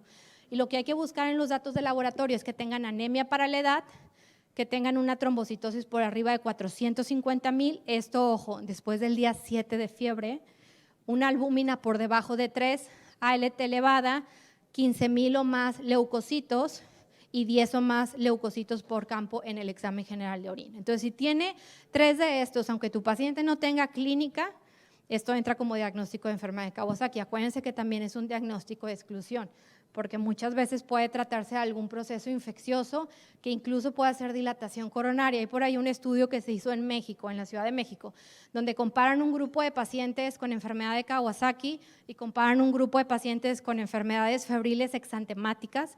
Y los pacientes con enfermedad de Kawasaki, 20% de ellos te hacían dilatación coronaria y las febriles exantemáticas, 26%. O sea, más que enfermedad de Kawasaki. Entonces, dilatación coronaria no es igual a Kawasaki, pero obviamente si está dilatado, pues estamos ahí, tenemos que tener Kawasaki en el radar. Y muchas veces los niños tampoco tienen esas alteraciones de laboratorio. Entonces, bueno, entonces, ¿qué hago? Bueno, entonces ahí pedimos apoyo de nuestros amigos los cardiólogos pediatras y pedimos una valoración por ellos, se hace un ecocardiograma y hay ciertos datos que a mí me hablan de que ese ecocardiograma está positivo. O sea, no toda dilatación coronaria es igual a Kawasaki, ¿ok? Entonces, si tiene un Z-score, que eso lo hacen los cardiólogos pediatras, pero si tiene un Z-score que está igual o mayor a 2.5, específicamente en la coronaria izquierda descendente o en la coronaria derecha, ok, eso te cuenta como un ecocardiograma positivo y puedes hacer el diagnóstico de enfermedad de Kawasaki. O si tiene un aneurisma coronario, o sea, pueden estar dilatados pero no tener el aneurisma es cuando se ve el chichón. O si tiene 3 de estas, que tenga disfunción de la función ventricular izquierda, que tenga una regurgitación mitral, derrame pericárdico o que tenga Z-score entre 2 y 2.4, pero acuérdense, si tiene entre 2 y 2.4, tiene que tener alguno de estos otros datos para yo poder considerar positivo este ecocardiograma. Entonces, el diagnóstico es muy fino para esta enfermedad, es importante hacer el abordaje extenso y de cumplir criterios, bueno, ya se le da su tratamiento con gamma globulina y en caso de ser candidato a esteroides, se le da también su esteroide. El diagnóstico diferencial siempre va a ser principalmente lo infeccioso. Adenovirus es por excelencia el virus que te va a dar totalmente la misma clínica de una enfermedad de Kawasaki, pero hay muchos otros. O sea, a veces vemos pacientes con Streptococcus pneumoniae, con estafilococo, que te hacen la misma clínica de enfermedad de Kawasaki, síndrome de Stevens-Johnson, o incluso otras enfermedades reumatológicas como una IJ sistémica o una poliarteritis nodosa. Entonces, ¿cuándo vamos a referir o cuándo vamos a pedir apoyo de reuma? Cuando ya sea un paciente que dices, bueno, tengo sospecha, pueden pedir valoración, pueden no pedirla y también está bien. O casos refractarios, algunas veces dices, es que ya le pasé la gamma, pero está haciendo fiebre otra vez. O ya pasaron 48 horas de gamma y me volvió a hacer fiebre, o está elevando más la PCR, o trae mucha clínica. Ok, bueno, ahí se pueden apoyar de reumatología pediátrica. Entonces ya vamos a cerrar esta sesión y ya las últimas diapositivas son tips para ustedes. Entonces, acuérdense, lo que no quiero que olviden es que un anticuerpo antinuclear positivo sin clínica no es significativo, ¿ok? 2, factor reumatoide positivo no es diagnóstico de AIJ. Hay muchas otras cosas que te hacen factor reumatoide positivo, sobre todo las infecciones. Entonces, muchas veces llegan a la consulta por un factor reumatoide positivo, pero preguntas, ¿y estuvo enfermo cerca de las fechas que se hizo el laboratorio? Sí, trajo diarrea, o trajo gripa, o trajo lo que sea infeccioso. Bueno, ese factor reumatoide entonces no va a ser confiable.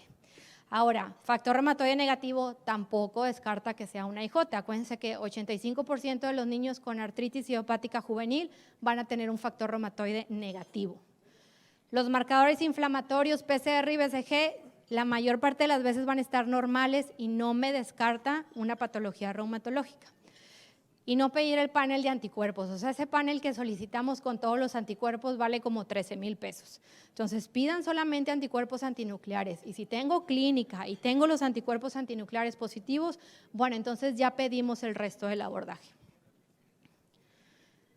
Ahora, si tienes un paciente que estás viendo que tiene anemia, citopenias, trombocitosis, PCR o BCG elevada, hipocomplementemia, una IgG muy alta, arriba de 1800, 2000, proteinuria, piensa que algo puede estar pasando de reuma.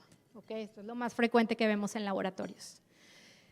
Y súper importante los esteroides. O sea, muchas veces vemos algo inflamatorio y decimos, esteroide, para que se quite. Y sí, se va a quitar transitoriamente, pero acuérdense que se deben de usar en situaciones muy específicas, siguiendo las recomendaciones.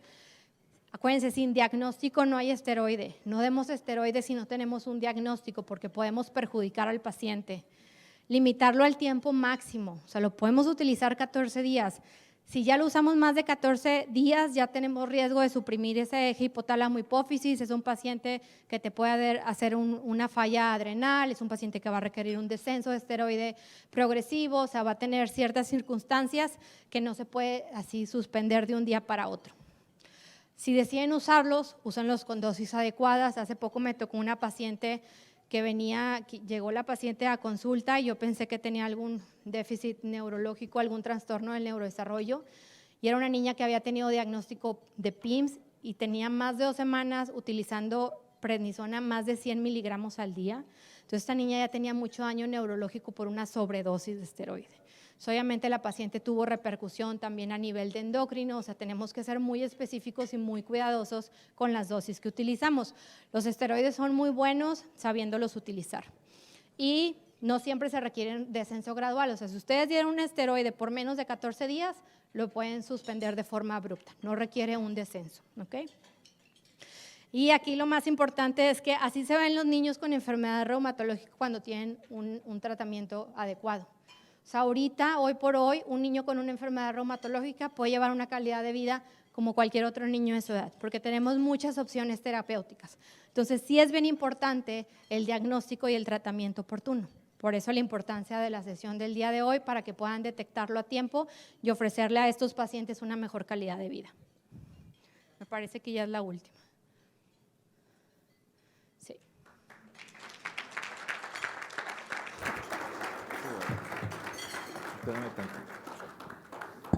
Muchas gracias, doctora Talia Díaz Prieto. Excelente la presentación. Ahora le voy a pedir al doctor Ismael Piedra, por si, no sé si alguien tenga alguna duda, alguna pregunta aquí de los asistentes. Si alguien la tiene, puede levantar la mano y en un momento dado aquí le podemos apoyar para que pueda hacer la pregunta. Sí, realmente la solicitud que están haciendo es si pueden también allá en el staff que pongan el código de la carpeta que estaba ofreciendo la doctora al principio, porque hay personas que lo requieren. Sí, gracias.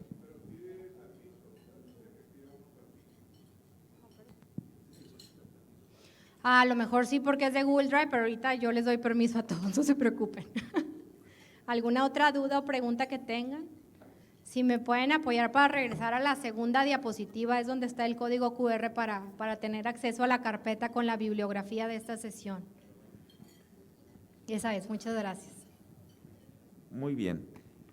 Bueno, pues si no hubiera alguna pregunta aquí de entre los asistentes, quiero pues a nombre del colegio entregar esta constancia de participación a la doctora Talia Díaz y bueno, pues aquí le hacemos entrega, doctora. Muchas gracias.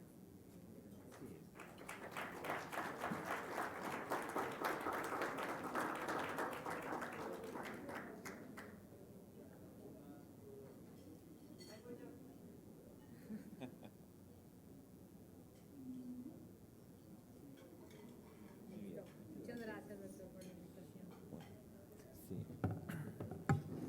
Bueno, muchísimas gracias, excelente. Todo muy bien, muy completo, muy bien presentado. Con lo anterior, damos por terminada nuestra sesión académica del mes de agosto. En su presentación formal, ahora los invitamos a disfrutar la cena que a continuación se les servirá y recordar nada más que nuestra próxima sesión está programada para el día 21 de septiembre, una cena pues mexicana. Y les doy muchas gracias a todos, está muy lleno, me gusta, así, ojalá y así continuemos. Gracias a todos por su asistencia. Buenas noches.